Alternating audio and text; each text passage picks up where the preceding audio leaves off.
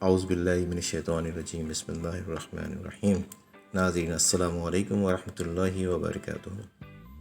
ناظرین، پاکستان کے طیارے JF-17 تھنڈر کی دنیا میں دھوم کے بعد ایک اور طیارے سپر مشاق کی دھوم دنیا میں سنائی دے رہی ہے۔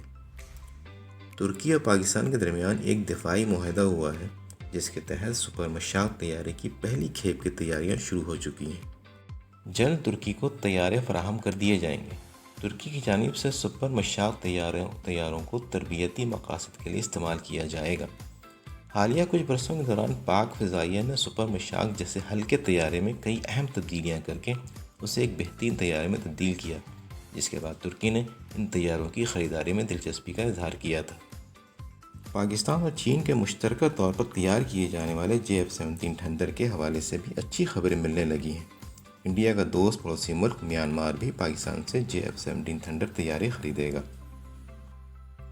جبکہ ملائیشیا، آذربائیجان، مصر اور دیگر کچھ ممالک بھی JF-17 تھنڈر جنگی طیاروں کی خریداری کے لیے جلد معاہدہ کرنے کے لیے کوشاں ہیں، جبکہ پاکستان بھی مزید کئی ممالک کو JF-17 تھنڈر کی خریداری کے لیے راضی کرنے کی کوشش کر رہا ہے۔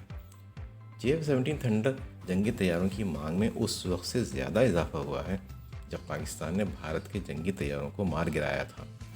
بین الاقوامی مارکیٹ میں JF-17 تھنڈر جنگی طیاروں کی فروغ سے پاکستان کو کثیر زر مبادلہ حاصل ہوگا اور پاکستان کی دفاعی صنعت کو بین الاقوامی سطح پر فروغ بھی ملے گا۔ تھنڈر نے پوری دنیا میں اچھی خاصی مقبولیت حاصل کر لی ہے۔ اب دنیا کی طاقتور ترین تنظیم G20 بھی اس میں شامل ہو چکی ہے۔ ارجنٹینا کی جانب سے JF-17 تھنڈر کی خریداری پر دلچسپی ظاہر کی گئی ہے۔ بتایا گیا ہے کہ ارجنٹینا کے عسکری حکام مالی وسائل کی عدم دستیابی کے باعث برطانیہ سے مہنگے جنگی طیارے خریدنے کے بجائے پاکستان کے تیار کردہ JF-17 تھنڈر کی خریداری کے لیے کوشش کر رہے ہیں۔ اس حوالے سے جلد اہم پیش رفت ہونے کا امکان ہے۔ واضح ہے کہ رواں سال کے آغاز میں بتایا گیا تھا کہ پاکستان نے چین کے اشتراک سے اپنی دفاعی صنعت کو مزید فروغ دینے کے لیے عملی اقدامات شروع کر دیے ہیں۔